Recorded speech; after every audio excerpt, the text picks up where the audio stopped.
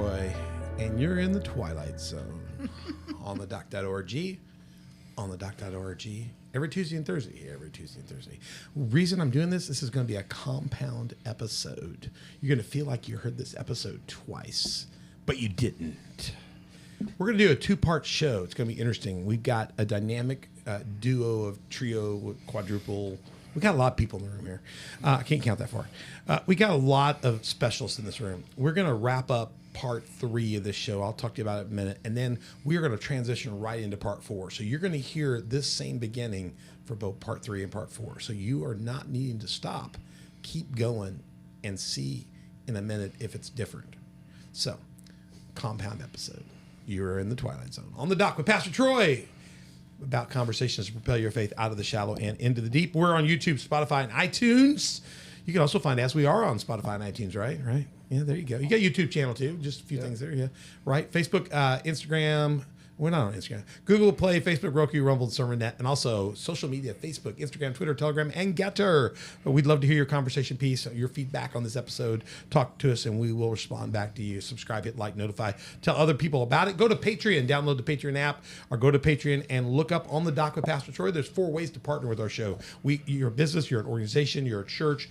We have levels in which we will represent you. On this cup on my wonderful desk is Crown Brew right there. Crown Brew has been one of our partners in the past. Also, we do others like that as well. We'd love to partner with you or a sponsor. You can just be a supporter of the show, and we have things that we give back and do for you as a part of that process. Check that out at Patreon and find out how you can be a part of what we're doing at On the Dock.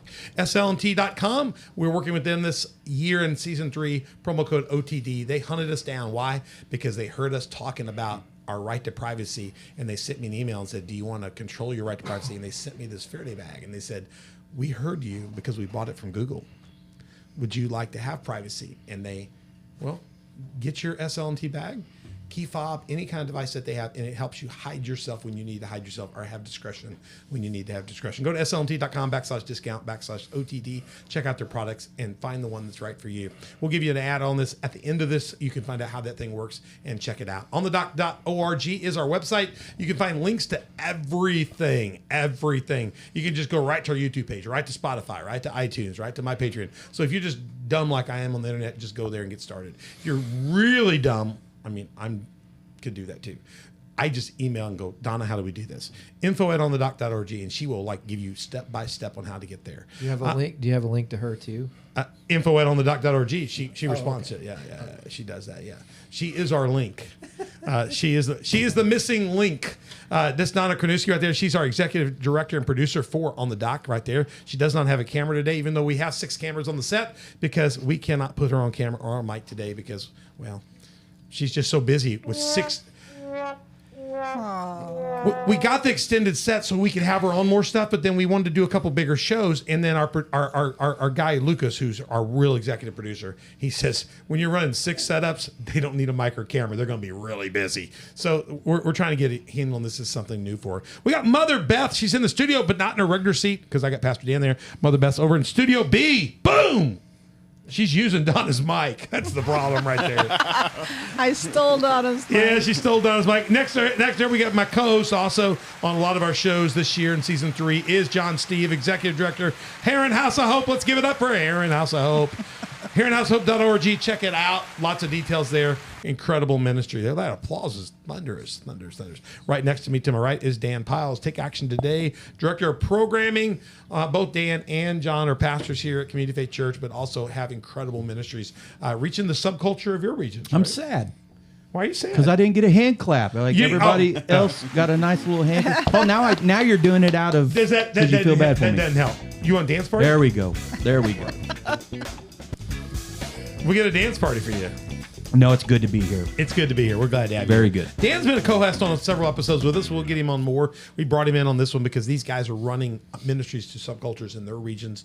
And actually, we found out in the last episode that Dan's ministry actually touches into Jefferson County where they're at. We found out that your ministry has actually provided things to their ministry already. Yeah. So that's great. And then Don bought us lunch today, so our ministries benefited by eating his pork chop sandwiches. Go, right? They were good, weren't they? Yes. Heron House of Hope. Heron House of Hope is really good in Heron. You can go there if you need a meal, but if you want to go there and take somebody else for a meal, you can actually donate for a meal and help somebody else get a meal. That's what I like about it. So we're in Taking It to the Street Spotlight. The Subculture is the title of this series. It's in our super series called Take It to the Streets. We're spotlighting the subculture out of Mount Vernon, Illinois. And we are in, listen, we're in part 3, which is about the challenges and the next moves. We're going to talk about the vision, the future, what's happening next in Dale's ministry, the subculture. Steve and them are going to give us some ideas of where they're going and where God's guiding them. And then, like I said, it's a double show. We're also going to transition at the end of this show and into the part 2 show. We're going to look at the last part 4. We retitled this during the break. It's the Roundtable on the Subculture. And then I wasn't smart enough to get this. His Facebook page is the Subculture 618. That means Southern Illinois 618. So I renamed this the Roundtable on the Subculture 618. So Dan, you're included in that. You're 618, right? Yep. John, you're 618, right? Correct. Yeah. We're 618. So we're going to talk about Southern Illinois and the 618 area code. Steve? Are you 618? Yes. You're 618. Yep. Everybody is 618 in this region. Now you may not be 618, but this will work for your area too. There's a subculture in your region. You can find it. Do you find the subculture when you're in Arizona? Did you find a subculture out there as well? It's Other places? very prominent out there. Very prominent. Yeah. You find it other places too. When you go to Oshkosh, up there, Wisconsin, do they have subculture? You know, we've only been to Oshkosh one time, so and it was straight to that festival. So Now, when you define subculture, I'm not even finished with my show introduction, but I got to do this anyway. It's impulse.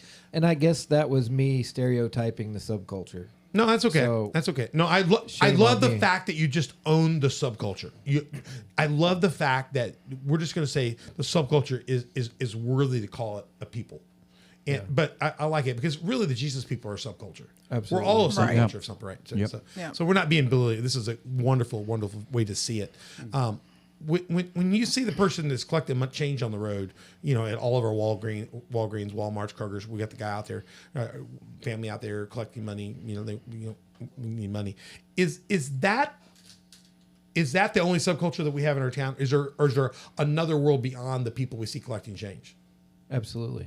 That doesn't necessarily represent. Can the I subculture. Yeah. elaborate on How that do we a bit? find that? So in my town, I tell people the people that are out panhandling are not the people that we reach.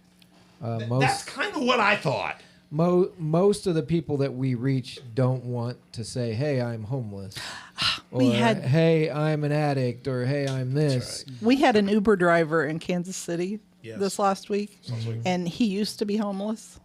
And he said he never gives money to those people because he said real Right. homeless people don't They're do fake. that. Exactly. That's right. He said that real homeless people And don't do that. Right. And I don't mean that to crush people or to belittle you for doing that, but you could use your resources elsewhere. A lot of those people are I know of a couple people that come to Mount Vernon and stand by the interstate for the summer and then they go back home. Right. And live on the money that they made over the summer. all But don't you winter think a long. lot So- of people go, "That's the subculture you're Exactly, talking about," right. and it's a false flag. Right, exactly. Right. Okay. We're not talking about that. The people we deal with are out of sight, out of mind, literally. Yes. Right.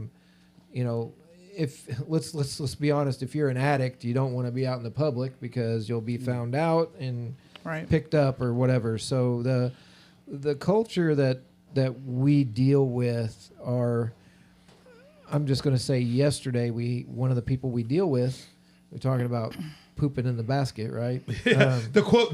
Let me get the quote right. He said the basket for the shunned and people looking to belong. That's kind of what Right. his ministry does. But even when you do that, you're going to have problems in there. You're going to have mistakes Right. in there. We all mess up. Sure. Right. Yeah. So yesterday we're feeding a gentleman, right?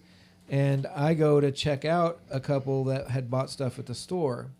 While I'm checking these people out, the guy that we're feeding steals one of our people's cell phones and sticks it in his pocket.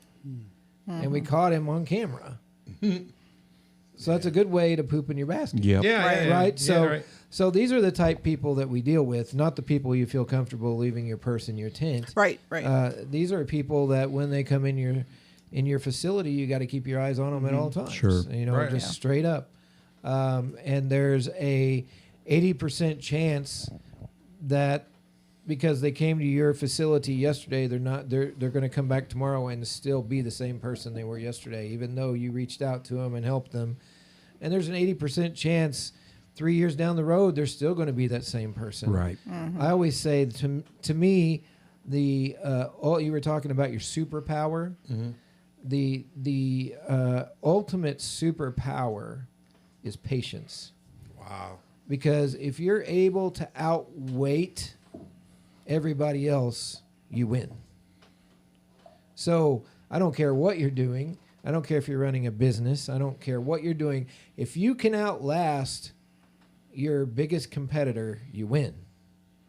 So if you can keep ministering to these people no matter how many times, and I think it's what Jesus was referring when he said 70 times 7, not, I have to forgive them 490 times. No, he's saying if you can outweight their mistakes, That's good. eventually they're going to get tired of making mistakes. That's I don't know real how good. far they have to go. It may take a lot of time. I don't know. I don't know where the bottom is for these people. John's been on the show. He's talked on the show. He talked to us at lunch about the Gideon in prison, Right. that came and ministered to you. Right. How many times had that Gideon come before while you're there that you did not notice him? Probably 490 times. You see what I'm saying? Yeah. The same guy had come and just done his thing, but then all of a sudden that day, a moment happens. Can we go to Jesus at the pool? Yeah, go for it. Can we do Pool that? smoke. Yeah, How many times did Jesus walk through the city? regularly. How many? And just that one day, he happened to speak. Why? Because the guy was ready, Yeah, and Jesus knew it. and the guy had probably been there every time he walked Yeah, through. and I'm sure he saw him every time he walked through. Right. But But today's your day. Today was such a time as this. Yeah, wow. Right. We have those moments, don't we? And I do appreciate the fact there's times when I've known I've had a moment or I've missed a moment. I do appreciate God's mercy and giving me sometimes even a second or third chance. Our God is a God of second and third chances. I know Dan does recovery ministry. You'll see people in recovery, they'll be fully in recovery, and then they'll slip. Yep. And they feel horrible. They're like, I'm a loser. I got to completely start over. And I like Dan's responses. That's not the case, is it? No. No. You did, because you made a mistake doesn't mean you go back to zero. No. How do you say that? We just pick ourselves up, dust ourselves off, and we just keep moving forward. And you learn something from And you that. learn to something from it. something triggered you. You just learned something. Yep. And you're not starting over. You're smarter than you were. You're not back in the ditch. You realize you messed up in the ditch. Well, yeah. I mean, with me for something like that, I got sober in October of 2016. I had a 14-year heroin and an opioid and benzo addiction. You just don't flush that stuff down the toilet and be like, all right, I'm good. There was a lot of ups and downs for me.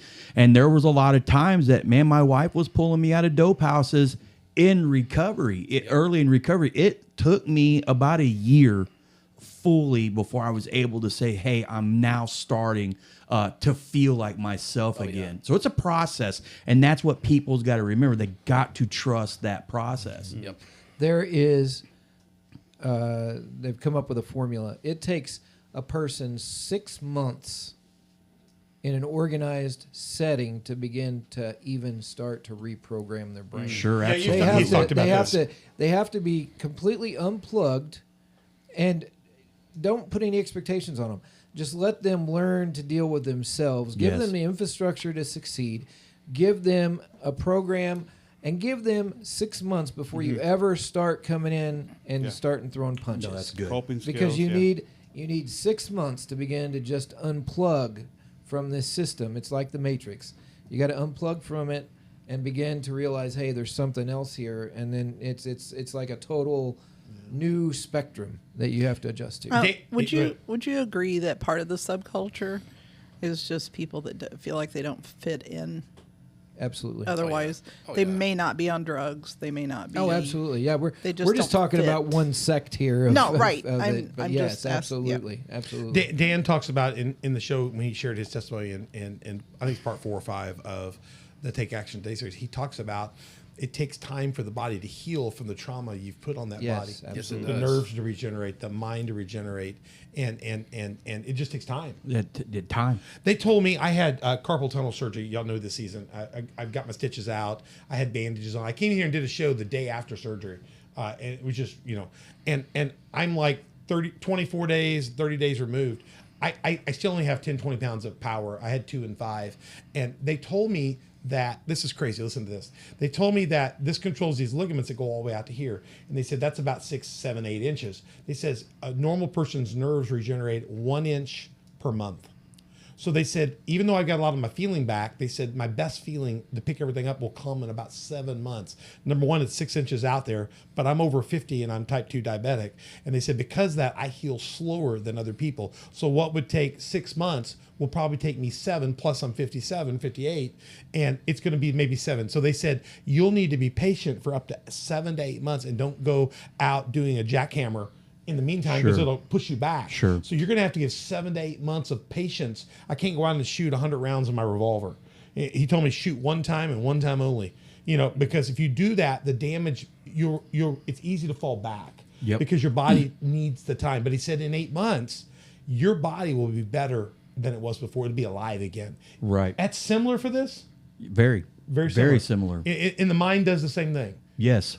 Yeah. Yeah, That's and your it's, experience too? and it's easy, and I didn't mean to. I'll No, shut up. But it's no. easy to, when you're early in recovery. I mean, your first year in recovery, it's easy to fall back. Just because we've not learned coping skills. I've not learned how to deal with my emotions. That's what you're talking about. I've not learned how to be a father or a husband or just a productive member of society. So I've got all this pressure all of a sudden put on me. And if we're not careful, that'll weight us down. And instead of trying to find something healthy to cling to, we just go back to what we're comfortable with. We're used to. Right. What I'm used to. I'm going to get us easy. back on track in a second, but I got Dale brought something up in previous episode, so please go watch part 1 and 2. He mentioned that every time you tried to come up out of the world and begin to make your move, you basically got smacked back down. You get some momentum, and whether it was the church or something else, it would pop you and jack you back down. I think that's something a lot of us find, and you talk about coping skills and learning how to get stronger, and it's like the Lord wants you up, but the devil wants you back down. Well, sure. So there's going to be a battle out of that world. Do you find that true in the world you're working in Mount Vernon? I find that, yeah, and I'm going to go a step further than that. This is challenges and next moves, right? Yes, right. What's next? Okay, so if God has placed you somewhere to make a difference and to do something differently, even the people that are supposedly on your team will fight against you. That was where I was going to. Go ahead. So you'll find out that people that you thought were your friends or your partners will take jabs at you or come against what you're doing. And why? Because you're stirring that spiritual atmosphere. You're breaking that religious spirit. You're breaking that Jezebel spirit. go. You're breaking these. That's your friends, but also people close to you, right? Right. Now, listen, I'm not saying that they are possessed by these. I'm saying that they are under the influence of these things because they're in that we've always done it this way. Things are never going to change. I mean, you're battling this, right? So you're battling all this stuff, and then they're going to say, "Oh, you're that guy that thinks he's really going to come in here," and if you let that affect you, that's going to smack you down. Smack you back down. So part of being a pioneer or an apostolic person or a builder, part of your job is to go in and plow these unplowed grounds and take possession of them. Mm-hmm. And you don't necessarily go in there and do that just, hey, I'm here. You do it by, as I was telling Steve and earlier, and I think Troy, you were there when we were having coffee. My wife and I walk our downtown area every night and pray over what God has shown us our vision is. We get out literally every night and march, and we measured it.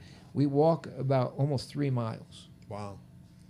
And while we're walking, we're talking about the vision. We're talking about what's going on at the building. We're talking about how we're amazed at how these things are working. We're talking about how we don't like how this is working. We're, you know what I mean? So not only is this a time where we're out claiming our territory and marking our territory, we're also we're coping with each other. I mean, not coping with each other. That sounded bad, but it's a coping mechanism we're able to pour out to each other Sure. as we're talking. Our mind is tuned into what's going on at this point, and we're letting that out, right? But we do this. If it's raining, of course we don't. But we do this every night, and people go, well, how long are you gonna do that? I don't know, until things break. Faith. I put this on my Facebook yesterday. Faith is not a matter of if; it's a matter of when. That's right. Right? Because if you even look at Noah was just going on a whim what God told him, and he was going for 100 years, right? Right. And then it wasn't a matter of if, it's just a matter of when. And the Bible tells us to go into the highways and byways and compel them to come in. If you look up the word compel, it means to grab, kidnap, pull. So something's coming. Something is coming to where Jesus has given us the mandate to go out into the highways and byways and compel them with everything we have to get them to come in. Something is coming. And no one wants to ever talk about that. They want to talk about, when you accept Jesus, everything turns to a bed of roses. Right. Which I is would not say- true. Which is I would not say, true. No. I would say if that's what your church teaches, probably leave. because Yeah, it's a very. I think it's one of the most dangerous teachings to teach that you get saved. Everything will be rose garden. I'm gonna tell you right now, all hell will come to get you back. Absolutely. Yeah. All hell will come to get you. And And that ball if will that's be your spiked. philosophy, then it's not gonna be fun for you. Most people that have been lost are going to fight battles. They're going to have to rework that mind for a while. It's like that nerve growing out. Your spiritual body works the same. Let me throw this at you. I have found very clearly that, that ball being smacked back down, like we talked about, you're coming up.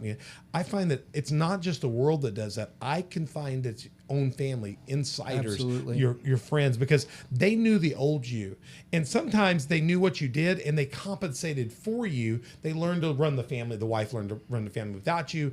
They knew you weren't available. They learned to do this. And all of a sudden you're clear, you're saved, you're this, you're turning back on. They're like, well, we've been doing this without you. Right. We don't need your input. Right. Also, they see that, and they see that God's hands on you, and you're being blessed. And they get jealous. They get jealous. No, that's a story we're coming to. Yeah. I had a great example of this. I had a couple in our church years ago in Pawnee, and the wife come dragging in the husband and said, if he doesn't give his life to Jesus, he's no good, low for nothing, piece of crap.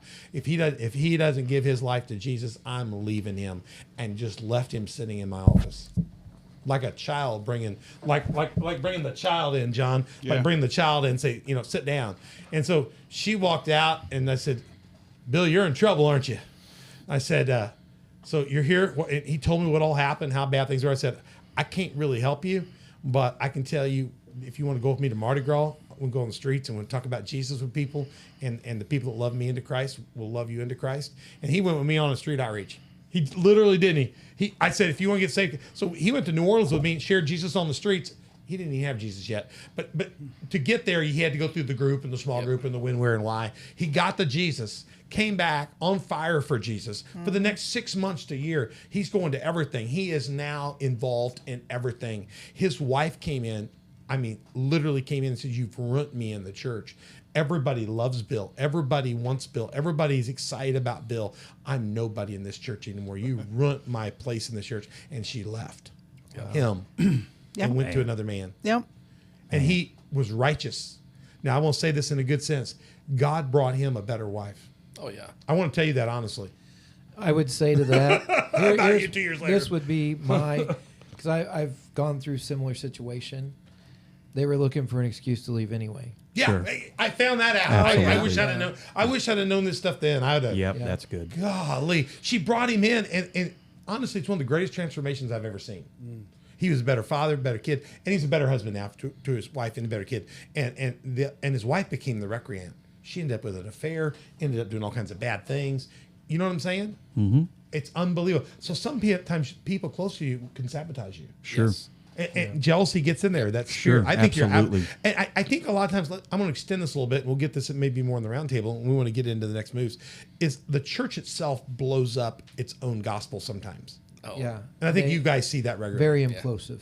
It doesn't mean to. I think a lot of it's like the old guys in the Muppets. They don't mean to be gripey and stuff and look down at people, but they're up there looking down at people and they're griping. And so why is God blessing you Yeah. and he's not blessing me? Why is Right. God using you Yeah. But- but he's not using me? At the same time, those people have absolutely no idea what you've been through. Sure. They have They not have no walked your idea. shoes. They haven't No walked your clue. shoes. Yeah, there They is don't know how to- nothing to be jealous of. Or how many Yeah. times you've been It in looks your room romantic. crying out. Yeah. It looks romantic Right. when you're coming through the grace period, but what makes the grace so powerful is the valley you just crawled through. Well, I just Right. spoke Sunday, and I said we're talking about transformation. When God gets a hold of your life and you're transformed, I said there's an ugly stage. Oh yeah. There's Oh, that yeah. ugly stage where nobody wants to get their hands dirty. They don't want to have their makeup running down their face because, you got to go to that ugly stage for God to start Yeah. blossoming. Sure. Yeah.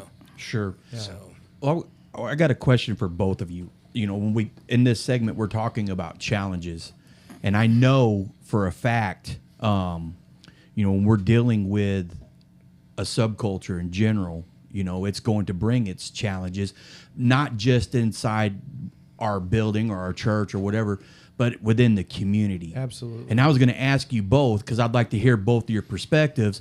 What challenges are you finding in the communities bringing in this subculture? Because, and I'm going to turn you loose.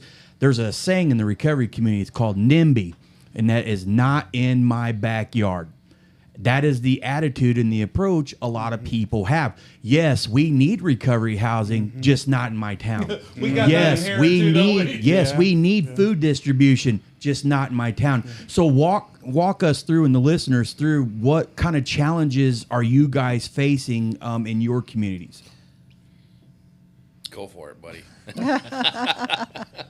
So we have a warming center, which has actually become a homeless shelter, and we have another homeless shelter. I would say, I don't want to get my numbers wrong. They'll take on anybody that can pass a background check and a drug test, et cetera, right? I don't know how many they turn away, but I would say that a majority of the people that really, really need to be there can't get in. Sure. Why is that? Well, because they're government funded by grants or whatever, so they've got to walk through these hoops in order to have the grants. Right. Which is part of why I open an LLC. Yeah. I do operate under a 501c3, but You can I also separate do- those worlds if you need to. exactly. I understand. Right. So I can. So the way that I've figured to get around that is to actually not open a homeless shelter, but open an apartment complex or buy a hotel. That's what John's talked about doing. And- Transitional Yeah, housing that's for good. down Yes, the road. and actually having those people as tenants. You So get more of a around- transitional housing plan to You help get people. around all the BS, Housing so you can authority, the actually, red tape, yeah. so you can actually go directly to the Yeah. problem. Now, with that, and that's what I was saying, you got to have an infrastructure for them to succeed. So you got to have a program in place that when they check in, here are the rules, the regulations, and part of that is money control. Okay, Sure. because if they want help, you've got to help them control their money. Oh yeah. Because the Yeah. first thing they'll do if they get any money is Spend it on whatever. right. So you got to. The first obstacle is getting them to come in agreement with money control. The second thing you got to do is you got to have some kind of program to begin to show them the way out of what they're in, which sounds like you're very well equipped in that. Okay. Then from there, you can begin to start to re-educate them. So this is a process. So, I mean, there's a lot involved. So I guess if we would say next moves, I'm at the point now where I need a place to house people, start this program. But when they come through that program, then we've got to begin to disciple or teach or educate. So part of the vision that God had given me, it's starting to make sense a little bit. He told me to believe for some property, and you can take these words literally, or you could just take these words as meaning, oh, okay, just whatever. But he told me believe for these properties to build a tower to the sky, which could just be a housing tower or whatever, 5-star hotels and buildings. And he said, I want you to build my economy here. So to build his economy would be an economy that probably did not function the way that a normal Babylonian type economy would work, correct? So that's the vision. So where am I at now? I'm at the point where, well, the housing needs to start coming. But if the housing comes, I need the education center too, because they coincide with each other. You can't really have one without the other. You understand what I'm saying? Yeah. So you really can't have one without the other. So you need the educational part of it. Also, with that, you want to disciple them to go back out and replicate what you just did, right? So there's definitely a school of ministry or something, but you don't want it to just be a school of ministry because you want them to get an education. So you need to have, the educational platform as well. So there's a lot involved, and a lot of people, like me, get into this very naive because you don't really know what you're jumping into. Sure, You know what I mean? And so whenever it doesn't work the way that you think it should, you're like, oh man, I failed.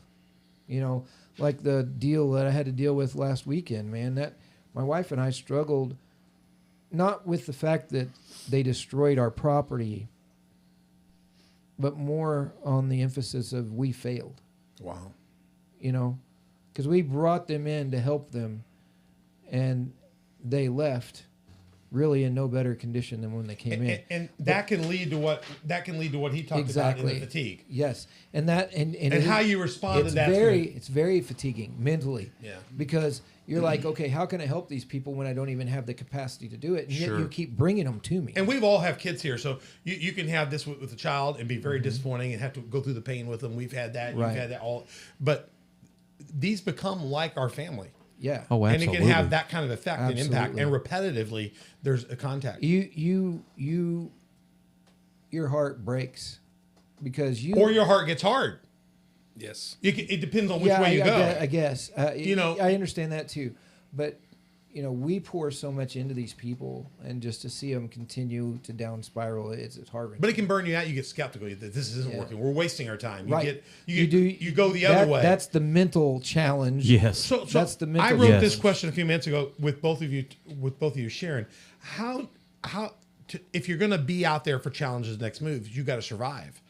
And really, survival is not good enough. You've got to thrive to be the leader in the ministry. Absolutely. And I don't care what ministry you lead. Right. I lead a ministry. You're going to have down days where you need to go be with the Lord. Even the Lord had to go away and send the guys across the water, and he joined them later after he spent some time with the Father. So the Lord went in the garden and had to pray 3 times for the will to be done. He did it. There was never a question that Jesus would fail. But even Jesus took 3 prayer trips. He buckled under the pressure. He did. He sweat some blood. I mean, the dude's God. He sweat some blood because what was coming was going to be painful. Yeah. So how do you guard yourself? And maybe you can't always, but how do you stay healthy in the long run? What has been a key for you in doing that? And maybe we'll come around a little bit later and get that from all you guys. But what's a key for you right now in staying healthy with the environment of people you're working with? Sunday really is what keeps us sane, I believe, and even that's not enough sometimes. Yeah. But we'll go down and visit Brandy and Steve, in Vienna for the day, and that's very relieving for us. We will go to some shore leave is what you need. Right. We'll go to the ocean, they call it, Wren Lake, which is very disappointing. Beth grew up in Wren Lake. She swims a coin. She thinks that she took me out like, this is not destined. Trust me. At least we can. We both love the water. So at least we can somewhat be, if you call that water. It's the beach. It's the beach. That's what she used to tell me. No, it's not. Definitely not the beach. There's sand. So, I mean, Sundays we love going to Evansville. We go over there to the pallet store and buy product to sell in our store. So we'll go spend the day in Evansville. Just to break in your flow a little bit. People are like, oh, you don't go to church. I'm like, we do church 6 days a week. 24 Do you hours understand being in ministry this time why Jesus left them and went up the mountain by himself and said, Absolutely. I'll see you guys later? Yes. Yeah. Oh yeah. Yeah. I do Because too. we have people after people. Where do you go to church? I'm like, we do church 6 days a week here. We do the things your church will not do. Where I go to church on Sunday, I'm not telling you. I may be here, maybe there. I understand that. I mean, I think people don't understand. I mean, they don't. They just think it's magical. You've got to have some downtime, and you've got to have some time to reflect and just walk with But God. I understand them because you have to have some reins too. Yes. Because otherwise you can go whoop real That's quickly. right. Sure. That's So right. Right. You need accountability, you know, and that's why I'm. But the deeper you thankful. go, the more that the success of that will depend on your personal time with Him. Absolutely. Your couple. As a couple, you've got to do Yes. that together too. You got to Absolutely. maintain that. We are learning that it takes more out of us when we do a big lift. Yeah. We need to have time away. When Jesus fed the 5,000 and John the Baptist had just been beheaded and killed, he just did the greatest miracle that you've ever seen. He then went up the hill, sent the guys across, and he met them in Later. the night. You know what I mean? The greater the lift, the more time you'll need. Yeah. And, yeah. But the problem is with leaders, you're lifting all the time because there's so much. There is a lot to be done, and the church is failing. I hate to say it, the church is failing in so many regions. So when you get effective leaders like John here and Dan and you guys, it just looks like you could go nonstop. Yeah, get drained. You're blessed having your pastors here with you, Yeah. helping you. You know, But they've all got full-time ministries of the same kind of people. You so know? I find myself going to like some different, services and conferences, and or my wife, I'm like, baby, you have to minister today because I need fed, and you can have your personal time, you have your time in the garden when you're crying out to your Father, but there's also times where you need to go and be with other like-minded people to get fed. Yeah. Help me understand. I want to get through this part 3 segment. Challenges and moves. One of the things that we want to get out of for the subculture. Let me get back to the subculture. mtv.org. Go to the subculture 618 on Facebook. Tell me what you see next for your ministry as a whole. What are your goals? What are your visions? How can people be praying for you, coming along beside you to encourage you and support you? I mean, because it's such a wide array. No, so- I know. You so got a lot it's- going on. I see next year being absolutely crazy on the road. I do. Just the doors that I have opening up, people reaching out to me. I see that. Through festivals, through music events. yeah, and things like that. exactly. Well, we're going to be one of those people that are going to burden you, but we're going to be close to you. So I see a lot of that. I see, that was one of my goals for this year was to start moving into the housing part. That has not come to fruition yet, but it's still, it's got to be our next move. Like if we have one thing that is lacking in our city, it's a place for these people to go. Well, can we put a pin in that for 1 second? Just and Sure. I've already marked it for Roundtable, but listen, we are starting. I pulled this up during I've learned to do this finally. How to go? Okay, at the House of Hope. You guys were there today. Let me put it up. House of Hope's on the right. That's our Right. new building on the left. We have developed a plan to put a gap clinic and a mobile gap clinic to do the checks, and a Hope emergency shelter in there. And John's expanding to expand the distribution center. We are gutting that building now.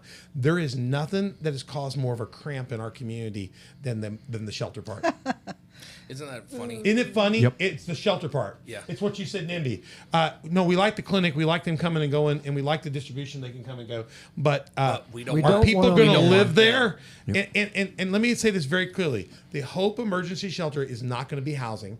It's emergency. It will only be open for hot or cold days when the county authority, our mayor, asks us to open. When the chief of police, our chief of fire says, we've had a disaster, we need you to open, it will be open as an emergency response shelter on cold, hot nights and for like a tornado or gas leak. It'll be for special purposes. Now, we're doing that because Emergency Services in Williams County asked us. There's not one facility that's not a city building that's available for this in all of Williamson County. We will be the only non-for-profit run. So we're doing this really at their request, right? Correct. At the county's request. But we've had a kickback a little bit by a few people going, well, we don't want, are people going to be living up there? I said, no. They're going to be coming in at 10, leaving at 6 because they're freezing to death, they're dying in. Yeah. And people have asked us to help because it's a crisis. Yeah. And if it was your crisis, you'll be up there too. But it's them. We don't. My want wife and I were Yeah. very careful. We had Hope emergency housing shelter. We took it out before we even knew it was a problem because we didn't want people to think it was a house. But John came to me and said, the biggest need we have in our area is transitional housing.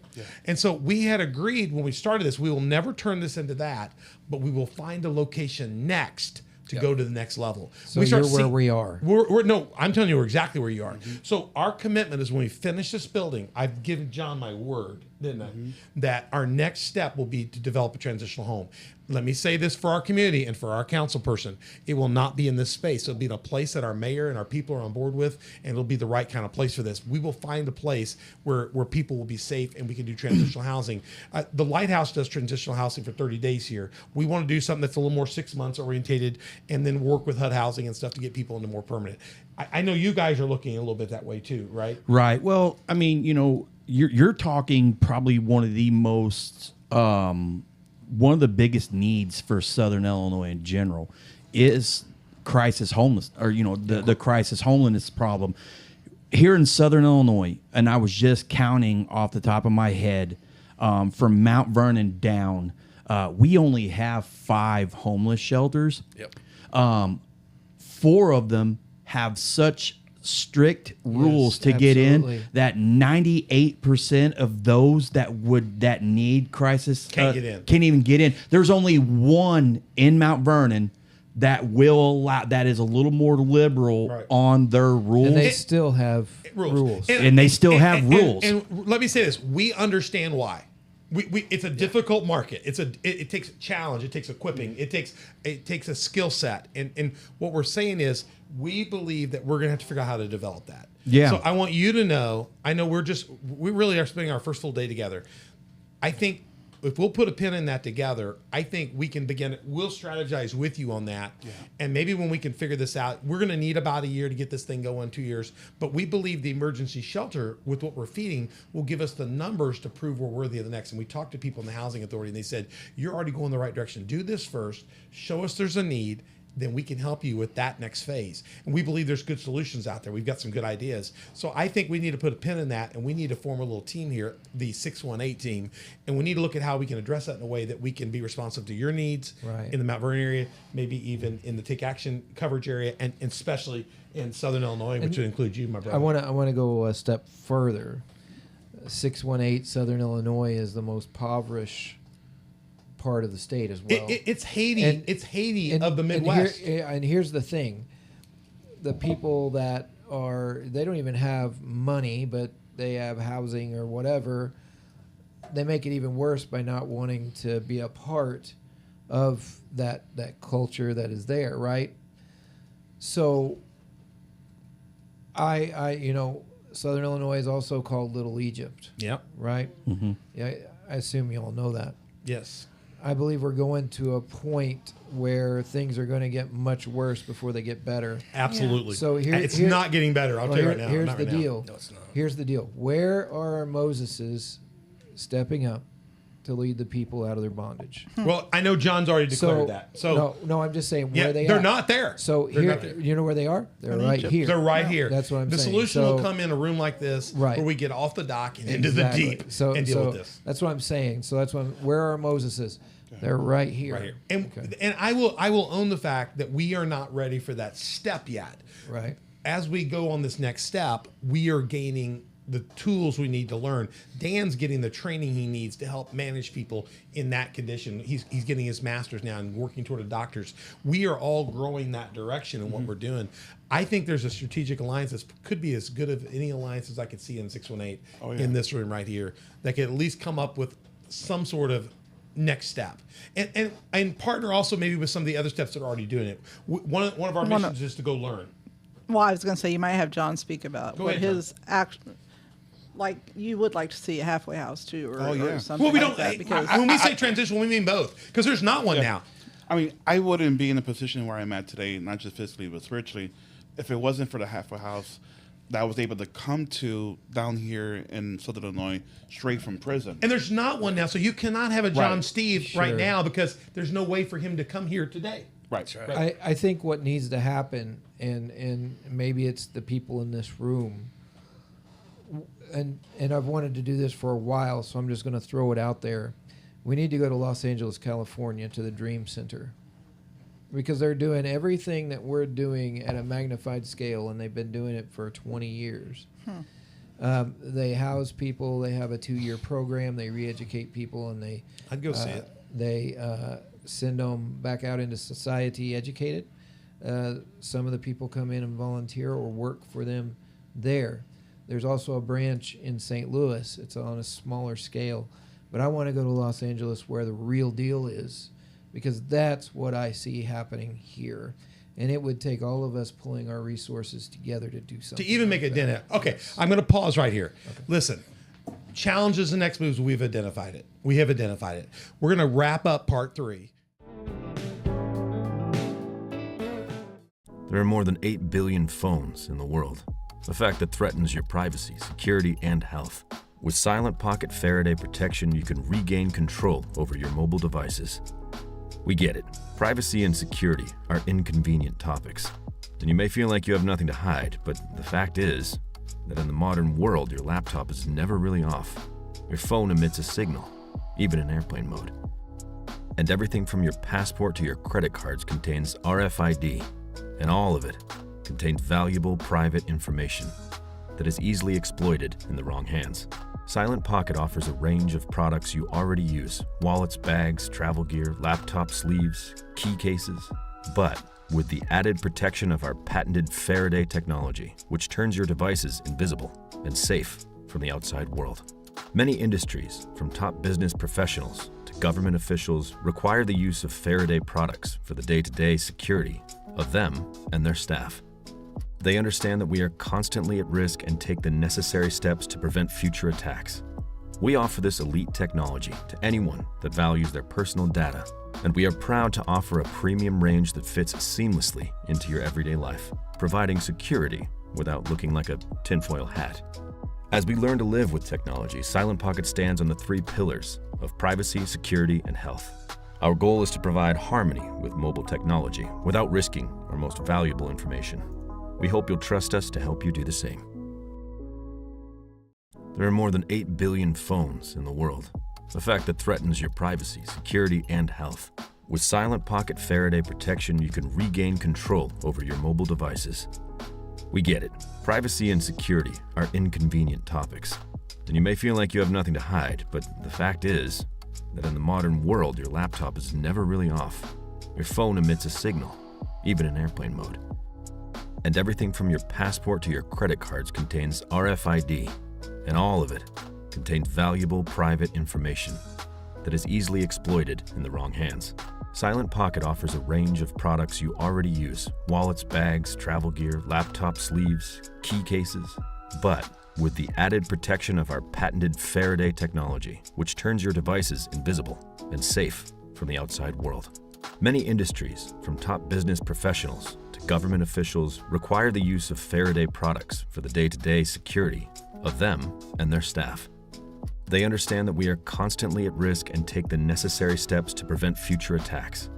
We offer this elite technology to anyone that values their personal data, and we are proud to offer a premium range that fits seamlessly into your everyday life, providing security without looking like a tinfoil hat. As we learn to live with technology, Silent Pocket stands on the 3 pillars of privacy, security, and health. Our goal is to provide harmony with mobile technology without risking our most valuable information. We hope you'll trust us to help you do the same.